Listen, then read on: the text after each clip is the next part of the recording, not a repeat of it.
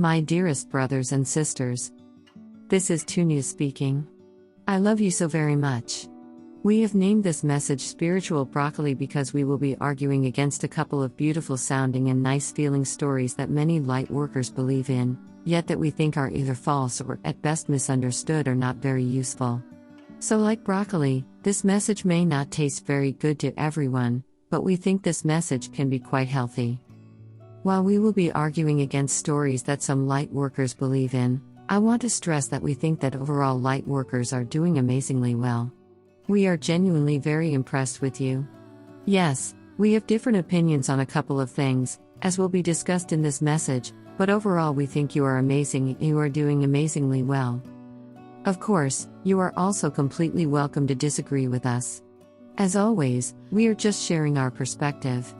And as always, if you ask your soul for guidance and it disagrees with something we say, then please listen to your soul instead of us. This article was inspired by a very interesting comment in the comments section. Thank you to the person who wrote it.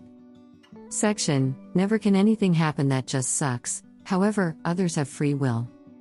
One of the claims made in that comment was that never ever can anything happen that just sucks. Instead, apparently everything that happens automatically happens according to an explicit divine plan that was planned out in advance, or at least everything that happens is automatically for the highest good of everyone involved. First of all, from the perspective of Source, letting people have and exercise their free will is of absolutely critical importance. This also means that people have to be allowed to freely choose to either harm others, or not. Yes, there are certain pre-life birth agreements in place, but for smaller day-to-day matters, people are allowed to freely choose whether or not to harm other people. So there will be situations where, for example, John decides whether he is going to rob Tom or not. Source has not planned out in advance whether this robbery is going to take place, because if Source did, then effectively people would have no free will. If there was a plan that contained all the actions that everyone is going to take, then effectively free will would not exist. So suppose John decides to do the robbery, and Tom is robbed. Is this automatically part of the divine plan? Is this automatically for Tom's highest good? Well, sometimes yes, maybe this was a pre-life birth agreement, for example. Maybe Tom's soul nudged Tom to be exactly in a time and place where he would perhaps get robbed, because Tom needs to learn some kind of lesson related to this. But also sometimes no. Sometimes things just suck for Tom. Sometimes people get robbed and their soul wasn't on board with them getting robbed. John has free will, right? So he can choose to either rob Tom or not rob Tom, and this is not planned by anyone beforehand, at least in some cases. Then one choice that John makes will not be for Tom's highest good, if you use an everyday kind of definition of that word. There is a choice that John can make that will lead to a worse outcome for Tom, in the conventional sense. Maybe being robbed is better for Tom, maybe not being robbed is better, but probably one of those things is better for Tom than the other. Hence whether or not the thing that's best for Tom happens, depends on the choice that another person makes. So it may be the case that things just suck for Tom, and something happens that's not for his highest good. If you believe in free will, you have to accept that people can in the moment either decide to harm another or not, and that automatically means that sometimes people just get hurt and it sucks, and it's not for their highest good. If you go out there into the real world and talk to people, then in some cases you find that absolutely terrible things have happened to people that weren't for their highest good. For example, the following has literally happened: a person spoke out in favor of justice and freedom and in favor of stopping female genital mutilation. And then some people tortured him and his entire family, including his innocent children who were too young to have an opinion about female genital mutilation, until they were all traumatized and crippled for life and could barely function. And then everyone in that village was so terrified that the practice of female genital mutilation continued. Did Source explicitly plan this out? I don't think so. Some people simply made an evil choice, and that's why this happened. Was this for the highest good of all involved? I don't think so. Sometimes things just suck. Yes, that's not an uplifting thought, but it is reality. People in the West live in a society that at least on the surface seems relatively peaceful and calm and stable. If everyone around you seems mostly reasonable, then it can be appealing to think that everything that happens for the highest good. But there are also lawless places in the world where there are people who are openly going around torturing, raping and robbing people just for profit and for the sadistic fun of it.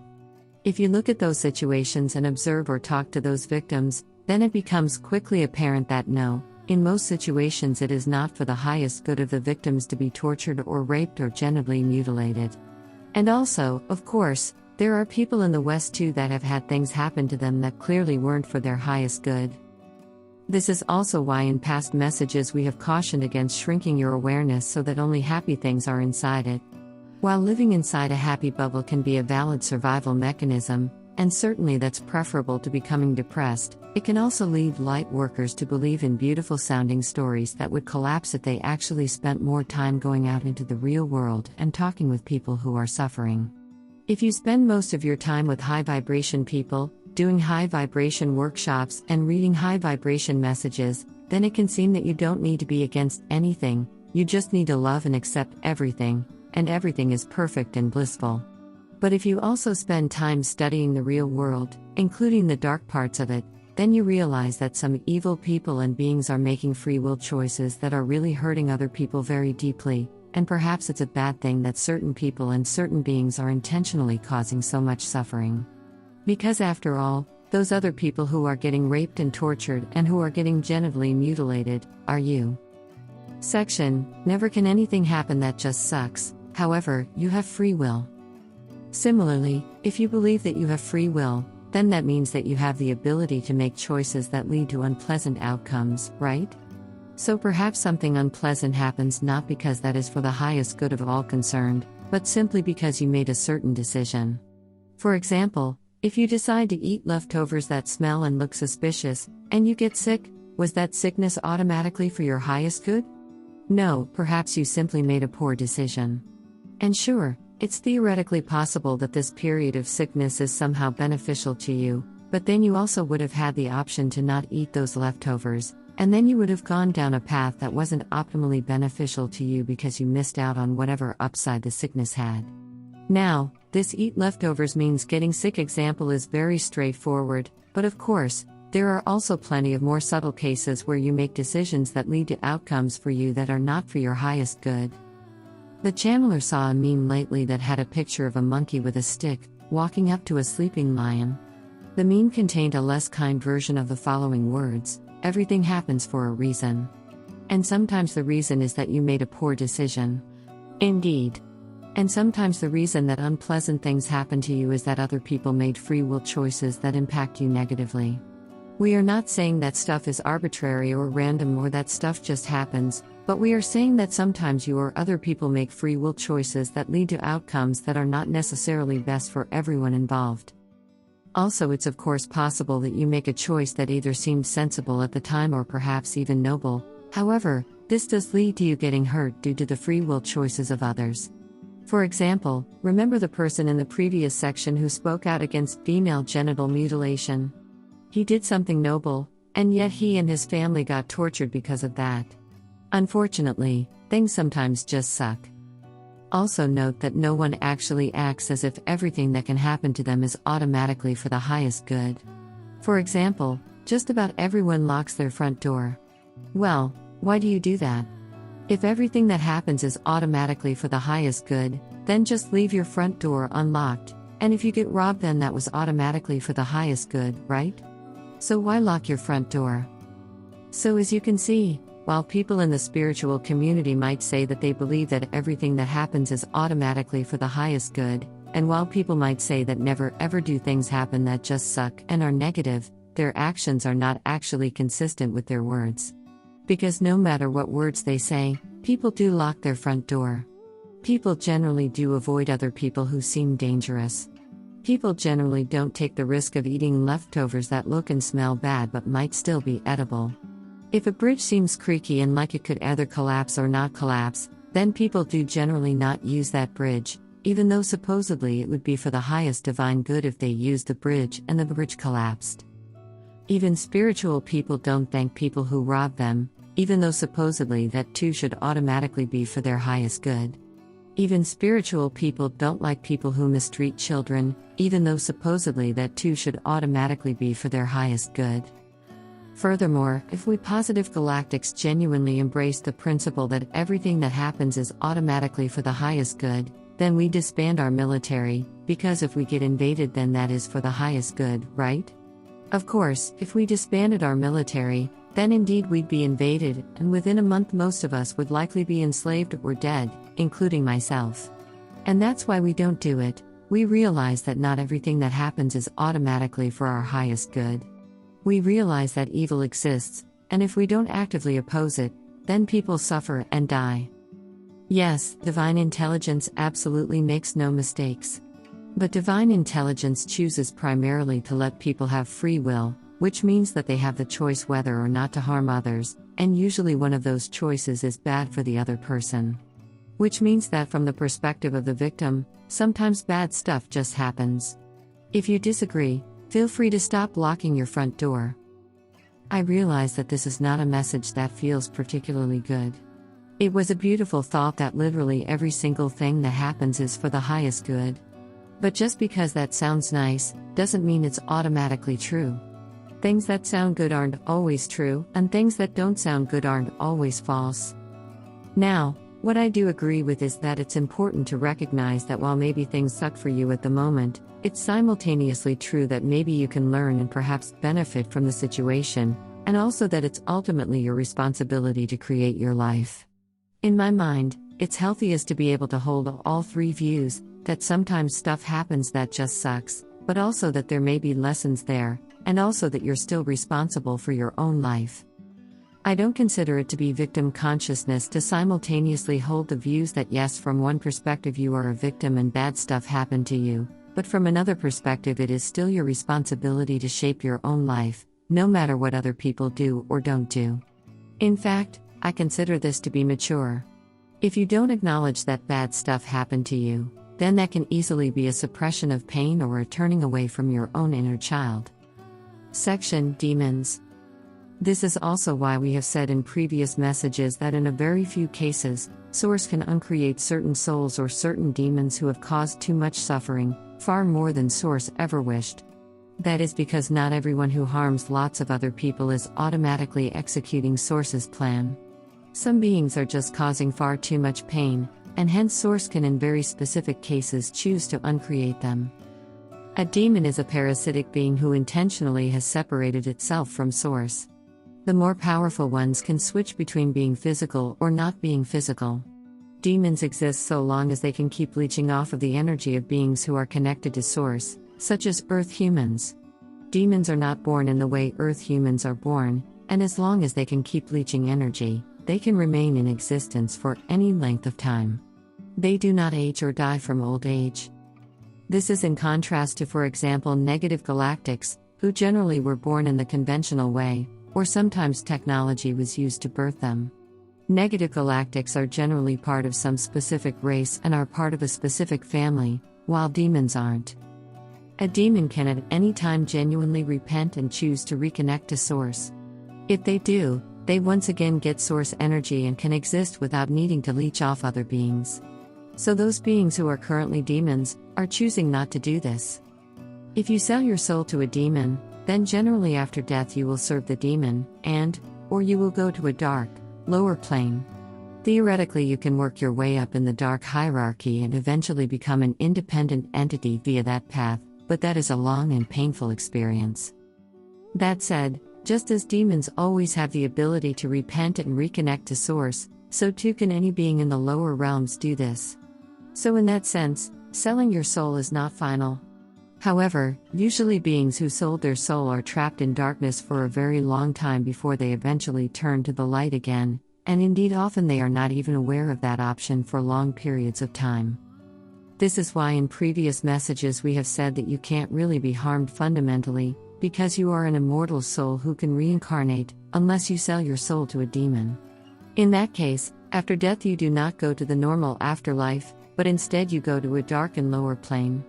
Sure, at some point it is possible that you will find your way back to the light, but that might only be after a very long time and after a lot of suffering. Some old souls still haven't found their way back. Some people in comment sections have argued that demons are part of Source too and that we shouldn't oppose them. Well, demons are absolutely part of Source. I agree with that part. Everything is part of Source. And yes, I do love demons unconditionally. I also advocate that others love unconditionally, which includes loving demons. However, their actions are often destructive, and so I oppose their actions, and I supported certain actions that have been taken against demons, in order to stop them from doing more harm. This is not that different from how Earth humans don't hate wild animals, but do protect themselves from them. Yes, feral wolves are part of divinity too, but that doesn't mean that you don't protect yourself against them.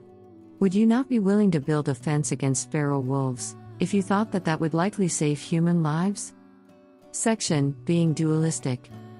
A commenter has also argued that previous Tunia and Hakann messages were dualistic, with the implication being that it is bad to be dualistic. If we use the term dualistic as it is commonly used in the spiritual community, then yes, we are being dualistic about demons. However, everyone or nearly everyone receiving this message is also being dualistic about locking their front door, about brushing their teeth, about trying to avoid homelessness, about preferring having food over starvation, etc. If you prefer to not get leached by a mosquito or worm or demon or other parasite, then that is also dualistic. In fact, this entire Earth liberation process is dualistic. We Pleiadians are here because we are trying to help you, because we dualistically prefer you being free to you suffering. Do you also have the dualistic preference for this new Earth that many light workers are trying to co-create? Yeshua or Jesus cast out demons, which is also dualistic. Clearly Yeshua, one of the greatest if not the greatest master on earth ever, made the dualistic choice to oppose demons and cast them out. I don't think that it is particularly useful to say that anytime someone prefers one thing over the other or tries to protect themselves from something that would harm people, then that is dualistic and therefore bad. If you apply this principle consistently, then it is pretty much impossible to function normally in society, or even meet your own basic survival needs. Now, most of you subconsciously remember a time when you were a part of Source and you were completely non-dualistic. And yes, that time was bliss. And so, many lightworkers today like to listen to very high consciousness beings who are not physically incarnated. And the words that those beings speak of remind Earth humans of the time when they were a part of Source and they were non-dualistic, and how good that felt. However, us physical beings are simply forced to operate differently than non-physical beings. For the most part, we must eat, we must drink, we must make sure that our physical bodies are safe, we must make sure that our physical bodies are healthy, and in turn that also more or less forces us to operate in some functional way in a community of other physically incarnated beings. That brings with it more things to do and keep track of and avoid. Therefore, we simply cannot go full non-dualistic so long as we are physical beings. If we did, we'd soon all die from dehydration. We have to drink, we have to eat, and yes, we also have to not sell our souls to demons. Yes, that is dualistic, but actively taking action so that you can continue to live is dualistic in and of itself. Furthermore, well, physical reality is sometimes dualistic. I am connected to Source and therefore receive my fundamental life energy from it. A demon is disconnected from Source and therefore can only get life energy by stealing it from others, and furthermore, the demon knows that it can change but refuses. There is a fundamental difference between these two ways of existence. I guess it is dualistic to point out this difference or to protect yourself from predators, but that is because physical reality is sometimes dualistic, and you have to be dualistic to function in physical reality. You cannot fully receive the light if you are unwilling to see the dark. And if you actually look into the dark, as opposed to just having a fluffy and general all is divinity idea, then you would clearly perceive that there are some beings out there that are very destructive and very selfish and quite sadistic, and that people should probably be protected from those beings. A message is spread by your media and by some spiritual people that all you need is love, and that every evil being will immediately become reasonable and non-selfish if you just give it love, or alternatively that no evil person will ever harm you if you just keep your vibration high enough. Unfortunately, this again is not true. Evil isn't just a bit mean, evil is evil. We positive galactics don't maintain a standing military because we want to, we do it because we would get invaded if we don't, and no, keeping our vibration high is not a sufficient defense by itself. There are unfortunately plenty of beings who absolutely will harm innocents if given the chance, no matter how much love they are given. So again, you have to be dualistic to function in physical reality, and you have to acknowledge that some beings will not harm others for personal profit, however other beings will. If certain Earth light workers and us galactics and angels etc. had not taken action against certain demons and hostile extraterrestrials, then many millions of additional people would be dead today. Some spiritual people may say that they don't like opposing or taking actions against demons etc., but well, would you prefer the alternative of many millions of additional people being dead? I understand that this doesn't feel as good as the messages from non-physical beings who literally have zero responsibilities and have zero things they need to do in order to keep existing. But we are simply in a different situation than they are. Our situation is not as comfortable or convenient as theirs is.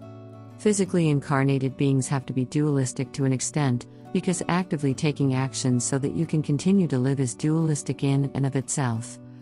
Section, you're physically incarnated, you can't afford to act as non-physical beings can. Or let me put it another way, Earth humans used to be a billionaire, a non-dualistic, non-physical part of Source, and now they are not, they are physically incarnated. They sometimes like listening to people who are close to billionaires, very high vibration non-physical beings. And absolutely that has value, absolutely you should continue to listen to the messages from very high vibration non-physical beings. But it is important to keep in mind that right now you are not a billionaire, and there are certain unpleasant things that billionaires don't have to care about, but you do at this moment in time. Right now you are physically incarnated, which means that there are things you should probably care about that non-physical beings don't need to care about. Or in other words, you can't afford to act as a non-physical being can, while you are physically incarnated. Back when you were a non-dualistic non-physical part of Source, you didn't need to think about not making deals with demons or about banishing demons. So we get that it feels more pleasant to you to receive a message about blissing out in non-duality, than a message about opposing demons. But while you're physically incarnated, you do have to care about dualistic things in order to just live a functional life. And if you think you can ignore the stuff we say about, for example, demons, well, to an extent you perhaps can, but that's only because other Earth lightworkers have been very diligent and brave in protecting Earth humans from demons. If no Earth human lightworker had taken steps against demons, then life on Earth would be significantly more painful right now. It is like saying that you don't like defending yourselves against feral wolves because that is dualistic, while benefiting from someone else who has put in work to put up defenses against feral wolves. It's also not true that if you imitate the non-physical masters, that you can skip the step of acquiring mastery about this dualistic life. Instead, first you need to reach the level of a human master, like for example Yeshua, who yes, actively cast out and opposed demons. And only once you have mastered that step, can you one day become a non-physical entity who can just bliss out in non-duality and doesn't need to care about opposing demons. But you have to become a human master and possibly cast out demons first. You can't skip that step. Of course you don't necessarily need to specifically cast out demons, but you do need to get your hands dirty and acquire mastery in the dualistic world out there, if you want to keep growing spiritually. In fact, you initially chose to split off from Source precisely because you wanted to get your hands dirty in a dualistic world. Similarly, Hakann has suggested that Earth humans commit themselves to serving Source in his message, Hakann, Serving Source. Not everyone liked that message. Well, again I will point out that back when you were a non-dualistic part of Source, of course it would have been silly to suggest that you say I am in service to Source. But right now you are a physically incarnated Earth human. And physically incarnated Earth humans need to become Earth masters first before they can once again enter a non-physically incarnated non-dualistic mode of existence. After all, many Earth humans are suffering terribly right now, and you are them and they are you, and so it absolutely makes sense to roll up your sleeves and spend some time to try to help them, once you have stabilized your own life enough that you have the capacity to do so. You cannot skip the step of first becoming an Earth Master who helps people and thereby gets their hands dirty in this dualistic world. And well, you can much more productively help people if you commit yourself to serving Source. This is not just a theoretical statement, this is also what can clearly be observed as being true in the real world. Though as always, the choice is yours. A big way in which source's will is made manifest, without source violating people's free will, is by people voluntarily deciding to serve source. If no one steps up to voluntarily serve source, then how would source's will be made manifest in practical reality? Because indeed, if no Earth human had voluntarily chosen to serve source, then for example the demon Baal would still be out there today, implementing new structures of control and causing more human suffering. If you don't like how much suffering there is in the world, well, a large part of that was orchestrated and architected by demons. Many people think that messages that feel good must automatically be true and helpful for your spiritual growth, while messages that don't feel good must automatically be false or not as helpful for your spiritual growth. However, this simply is not the case. Sometimes the most helpful statement to someone is that they should consider eating their spiritual broccoli, even if they didn't have to eat spiritual broccoli back when they were spiritual billionaires, in their past non-physical modes of existence. We get that many of you emotionally miss being a non-dualistic non-physical part of Source, and we empathize, but that doesn't mean that it is wise to act like a non-dualistic non-physical part of Source while being a physically incarnated human. Yes, it is true that your emotions are generally a more accurate compass than your rational mind, but that doesn't mean that your emotions are a faultless compass. And genuine intuition is a great compass, but many people unfortunately think that if they feel a strong dislike or resistance against something, then that is intuition, when usually strong dislikes or feelings of resistance aren't intuition. That is why we are suggesting that you ask your own soul if you wish to know what is true, rather than listening to your feelings. After all, you know that other spiritual people often follow what feels good to them, and then they sometimes end up in a religious cult or a terrible relationship, or they end up believing something that's clearly untrue, right? Similarly, some spiritual people will tell you that they trust their inner guidance and they know that Trump is an evil man, while other spiritual people will tell you that they trust their inner guidance and they know that Trump is a good man, and one of them is getting misled by their emotions, without realizing it. This illustrates that for the vast majority of people, things that feel good to them are not automatically true or beneficial, while things that feel bad to them are not automatically false or harmful. This applies to the overwhelming majority of people receiving this message too. Most people simply aren't pure enough yet that they can use their emotions as a faultless compass. And so we do not recommend believing messages just because they feel good, or rejecting messages just because they feel bad.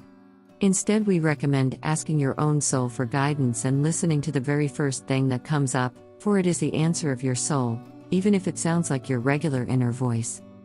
That said, while I have spent quite some time in this message arguing against the idea that it is somehow bad to oppose demons, I am absolutely not saying that opposing demons should be the highest priority for lightworkers. Instead, what we would primarily suggest to a lightworker are those practices that we have mentioned already in previous messages. Observe your thoughts and emotions without judging them, breathe deeply and slowly, ask your soul for guidance, be kind to other people, love unconditionally, be authentic, etc. And sure, we are also fans of many earth spiritual practices such as meditation. To us, these things are more essential than opposing demons, which is why we have repeatedly suggested observing your thoughts and emotions without judging those, while we have given no instructions on how to banish demons. Frankly, the demon situation on Earth is now pretty much under control, thanks to the courageous and exceptional work by a few Earth human lightworkers. Indeed, we think that Earth lightworkers are amazing, and not only because of how they handled demons, but also because of numerous other things. Finally, we are of course just sharing our perspective.